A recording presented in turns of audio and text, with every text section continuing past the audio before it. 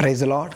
ప్రతిరోజు పరిశుద్ధాత్మతో కలిసి నడవండి అనే కార్యక్రమం ద్వారా మీ అందరికీ కూడా ప్రభువైన యేసుక్రీస్తు నామం పేరిట మా ప్రేమపూర్వకమైన వందనములు శుభములు తెలియపరుస్తుంటున్నాను.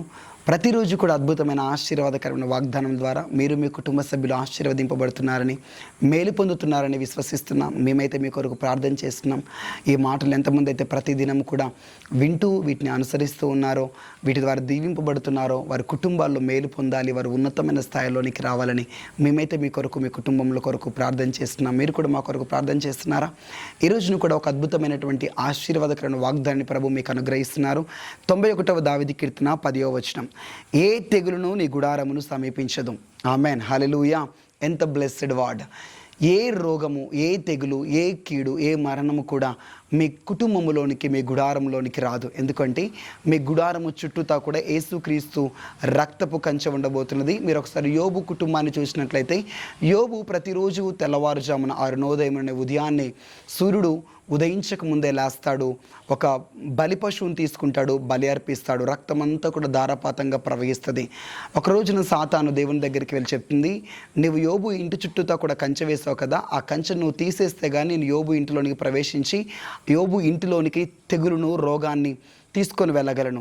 ఆ కంచె ఉన్నంత కాలం నేను ఏ రోగాన్ని కూడా యోబుకు పెట్టలేను, ఏ జబ్బును కూడా నేను యోబు యొక్క ఇంటిలోనికి తీసుకొని వెళ్ళాను. అసలు ఏది కూడా యోబు ఇంట్లోని ప్రవేశించలేదు. కారణం, యోబు ఇంటి చుట్టూతో కూడా కంచె ఉంది అని సాతాను గారు దేవునితో మాట్లాడుతున్నాడు. అవును, మీ గుడారముల చుట్టూతా కూడా విశ్వసించినటువంటి, ప్రార్థన చేసినటువంటి, దేవుని మందిరానికి వచ్చినటువంటి, ఒక భయభక్తులు కలిగినటువంటి దేవుని కుమారుడుగా, దేవుని కుమార్తెగా నీ గుడారము, నీ ఇంటి చుట్టూతా కూడా ఒక కంచె ఉంటుంది. ఆ కంచె యోబు ప్రతిరోజు అర్పించే ఆ దహన బలి పశువు యొక్క రక్తపు కంచె, బ్లడ్. హల్లెలూయా.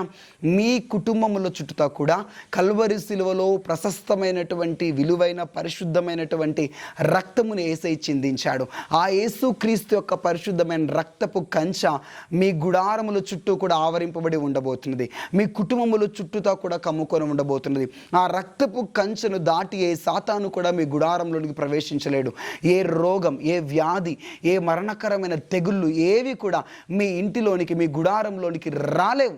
మీ కుటుంబంలో ఎవరు కూడా రోగముల ద్వారా మరణించరు. కారణం, ఏ తెగులు నీ గుడారంలోనికి ప్రవేశించదు. హల్లెలూయా.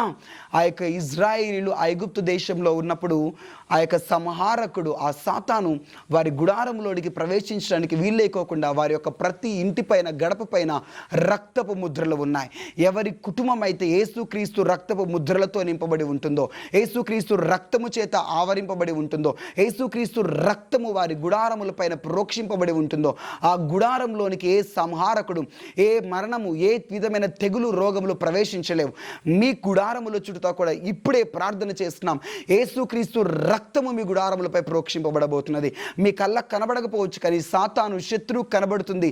మీ గుడారం అంతా కూడా కల్వరి శిలువ రక్తముతో కప్పబడి ఉండడము, ఏ తెగులు, ఏ రోగము మీ ఇంటిలోనికి, మీ గుడారంలోనికి ప్రవేశించడానికి వీల్లేకుండా ఆ రక్తము కాపాడటము మీరు గమనించబోతున్నారు. ఈ సంవత్సరంలో, ఈ వర్షాకాలంలో ఏ విధమైన రోగములు మిమ్మల్ని సోకం, ఏ విధమైన తెగులు, వైరస్ మీ గుడారంలోనికి రాదు. కోవిడ్ టైంలో, కరోనా టైంలో మేము చూసామండి. మా యొక్క ఆరాధనలలో ప్రతి నెల మా మినిస్ట్రీలో 3వ ఆదివారం తైలాభిషేకపు ఆరాధన ఉంటుంది.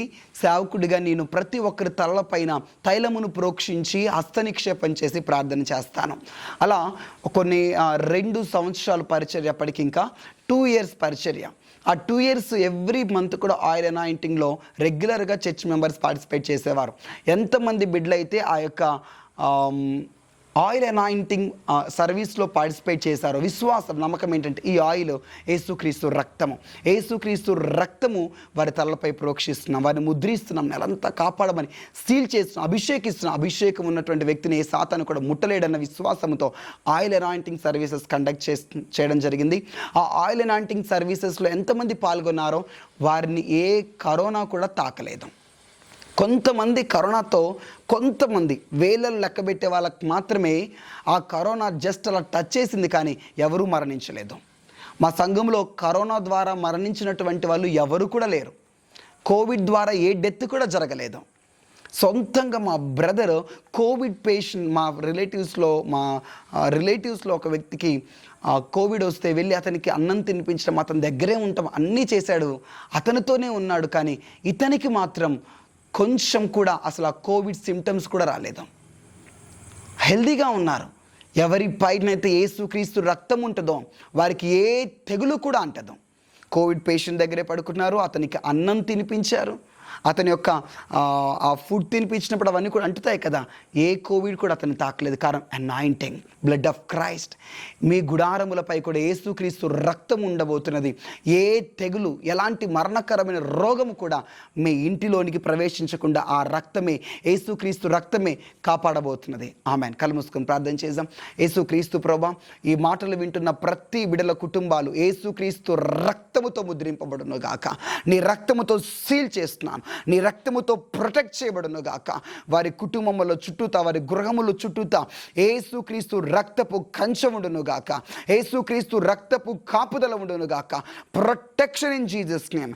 ఎలాంటి మరణకరమైన రోగములు, మరణకరమైన తెగులు, వ్యాధులు, అంటు రోగములు ఏవి వారి ఇంట్లోనికి ప్రవేశించడానికి వీలు లేకుండా మీరే కాపాడమని, క్షేమము దయచేయమని ఇప్పుడు విన్న వాక్యము ద్వారా వారి విశ్వాసం బలపరచబడి వారి ఏ రోగములతో బాధింపబడుతున్న అవన్నీ కూడా పారదొలబడును గాక.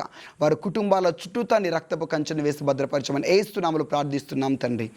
Amen. God bless you. Praise the lord.